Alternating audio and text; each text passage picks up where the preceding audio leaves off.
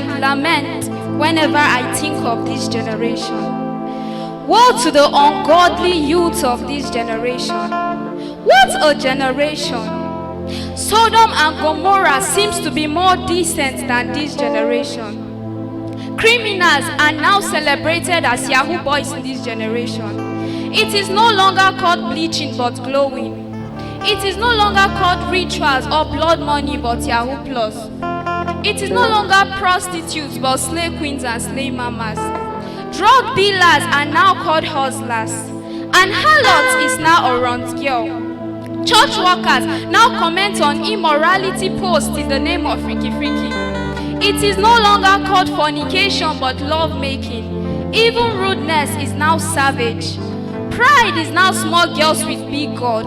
Gambling has been upgraded to Bet Naija. Pornography is now recognized as BB Naija. Premarital pregnancy is now the main proof to show that a lady is fruitful and not barren before getting married. Can you see how they upgraded human killings to be politics? Most of these evil acts are done because of a misguided concept of grace message. Virginity, that was one of the most expensive assets, is now cheaper than a plate of food.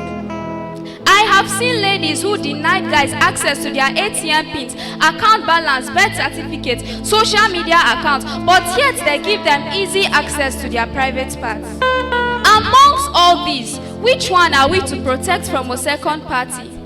Haven't you seen when someone will abandon the good news of the Bible just to get news from Yaba Left or Pramini, Linda Ikeji's blog? Youths are ready to die for their political parties rather than the gospel. We are in a generation where youths pay more respect to the voice of celebrities than the voice of God's ordained prophets. They even monitor and follow up ballot boxes, while the new converts in their churches are perishing because of lack of follow-up. We are in a generation where ladies are now scheduled for hip surgeries, boob surgeries. Guys are now going for manhood enlargements. All these are just to satisfy their sexual urge and boost their fornication spirit. No matter how you chose to live your life, always remember that there is something called death, there is a time called judgment, and there is a place called hell. We are in a generation where cultism is now practiced in primary and secondary schools, all in the name of protection. A generation where teenagers and youth claim to go to church but end up in their boyfriend's house. This is the generation where an 8-year-old girl can now conceive and bear a child. I sit and lament whenever I think of this generation. This is the generation where young ministers bearing the titles of pastors, prophets, bishops, evangelists, apostles, born on the altar of God, but the life that they live behind the altar is totally nothing to write home about. A young minister preaching to a lady behind the altar that fornication is not a sin. O ye foolish generations, brood of vipers, who had bewitched you? So then, are we going to continue living in sin because we are no longer under the law but under grace? God forbid. Should we continue living in sin because grace abounds? Never.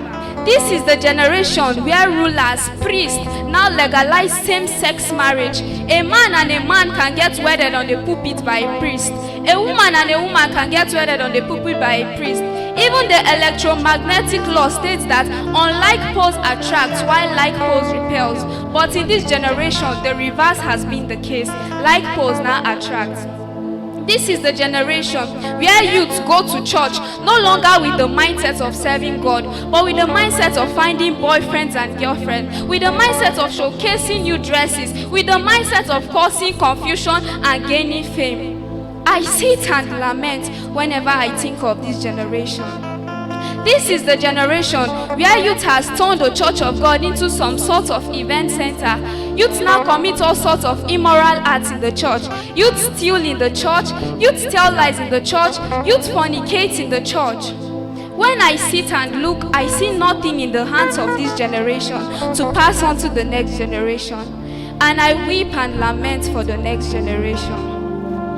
Youths misbehave thinking they have time, saying, allow me to flex my life now that I am still young.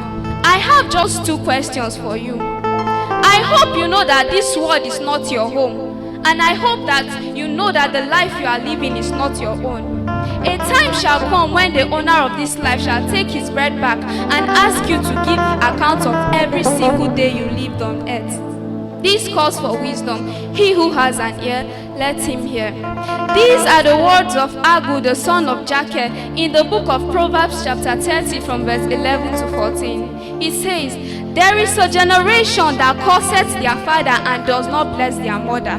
This is the generation. There is a generation who are pure in their own eyes, but yet is not washed from their filthiness.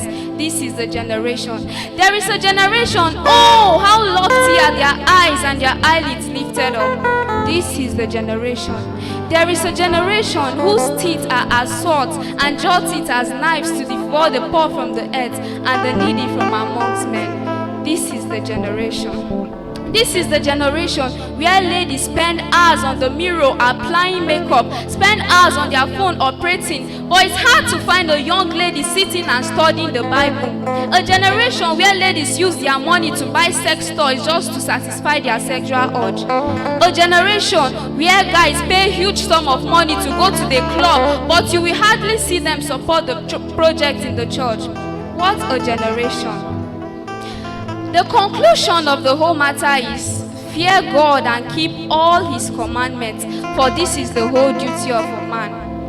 The philosopher charges youth in the book of Ecclesiastes chapter 11 from verse 9 to 10. It says, rejoice, O young man, in thy youth, and let thy heart cheer thee in the days of thy youth. Walk in the ways of thy heart and in the sight of thy eyes. But for all these things know that the Lord shall bring thee unto judgment. Therefore remove sorrow from thy heart and put away evil from thy flesh. For childhood and youth are all vanity. Ecclesiastes chapter 12 verse 1 says, remember now thy Creator in the days of thy youth, while the evil days come not. I urge and charge all this moment, all the youths in the house, cast out the evil work of the flesh, for the King is coming soon. Give your lives to him, live holy, choose to serve him all the days of your life. I go by the name Azra Elyon, and I am the voice of spirit.